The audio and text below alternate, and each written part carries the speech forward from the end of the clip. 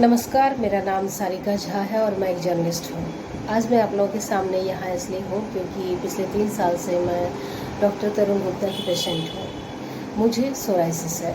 Psoriasis एक skin disease है जिसे कि ऑटोइम्यून डिजीज़ के नाम से भी जाना जाता है। इसमें स्किन बहुत तेज़ी से बनती है। आम लोगों की तुलना में सोराइसिस पेशेंट जो होते हैं उनकी स्किन बहुत तेज़ी से बनती है। इम्यूनिटी इतनी ज़्यादा एक्टिव होती है कि ये स्किन बनते बनते कई सारे परत निकल आते हैं और उसमें ईचिंग शुरू हो जाती है, जलन होने लगती है और कई बार ये इसका रूप विकराल हो जाता है। घाव की तरह पूरा शरीर जैसे घाव से भर जाता है और कई मायनों में ये कह सकते हैं कि आपकी खूबसूरती को भी प्रभावित करती है। 7 साल पहले जब मुझे सोराइसिस हुआ था तब मुझे पता चला था कि दुनिया में इस नाम से भी कोई बीमारी है जो कि स्किन को बुरी तरीके से प्रभावित करती है। मुझे सोराइसिस शुरू हुआ था जब मेरे बालों में मुझे लगा कि डैंड्रफ आ रहे थे और ये ठंड का मौसम था। तब मैंने एंटी डैंड्रफ शैम्पू वगैरह इस्तेमाल किए, वो जा नहीं रहे थे।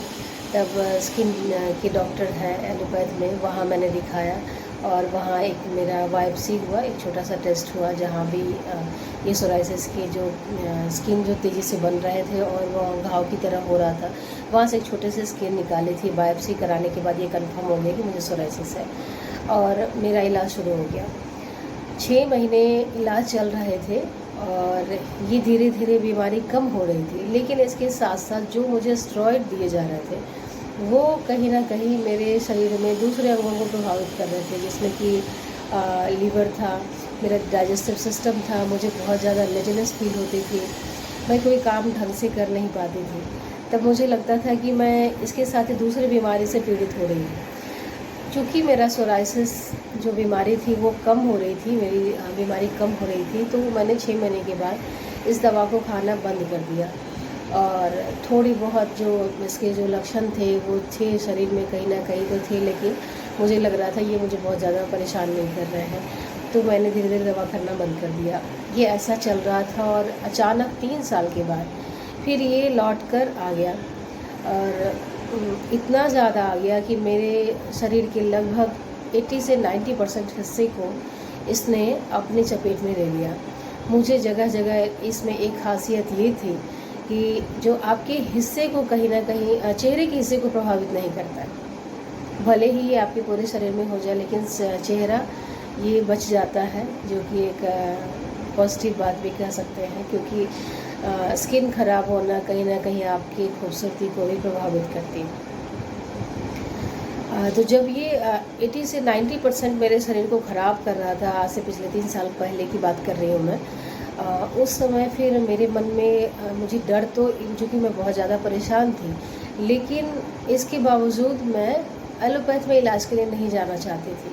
तब मेरे भाई ने मुझे सजेस्ट किया कि मुझे आयुर्वेद में जाना चाहिए और मैंने पतंजलि की तरफ रुख किया जो मेरे घर नियर अबाउट है, और वहाँ पर एक पतंजलि सेंटर है, वहाँ एक डॉक्टर भी बैठते हैं।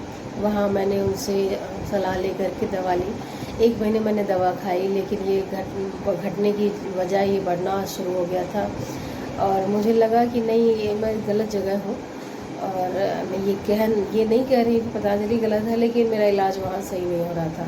तो मुझे लगा कि नहीं, अगर मुझे आयुर्वेद में ही जाना तो मुझे किसी एक्सपर्ट के पास जाना चाहिए और मैंने गूगल में सर्च करना शुरू किया।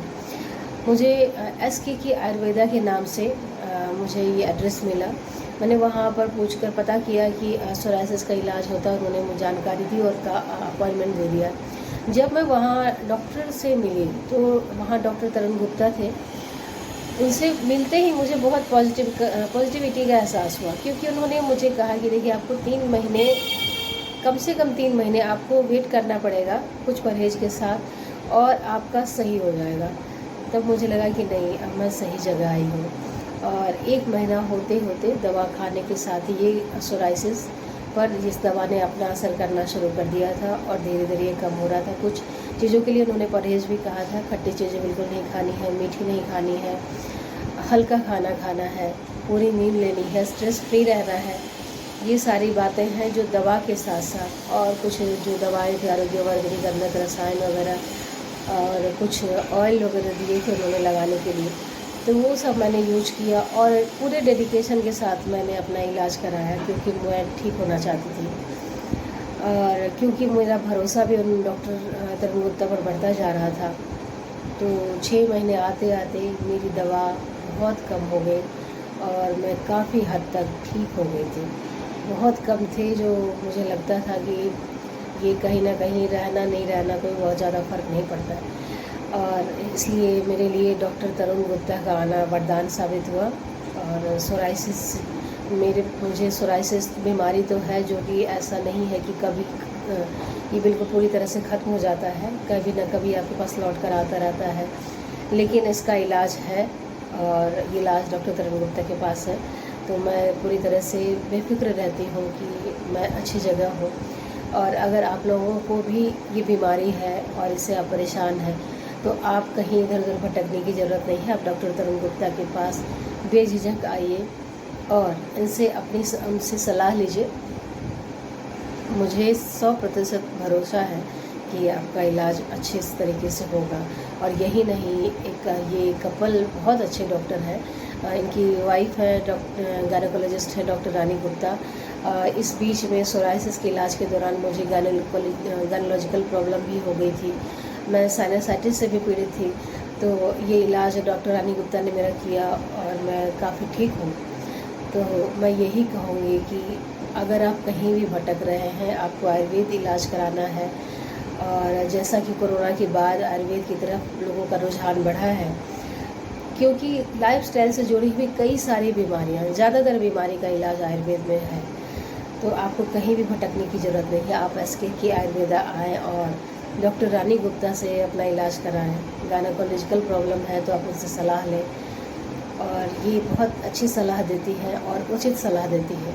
और सबसे बड़ी बात है कि जिसका इलाज यहाँ नहीं है वो बिल्कुल मना भी कर दिया जाता है। तो कहीं भी आप उधेड़-बुन में नहीं रह सकते हैं और आपको यहाँ पर सही सलाह मिलेगी। और आप अपना आइए।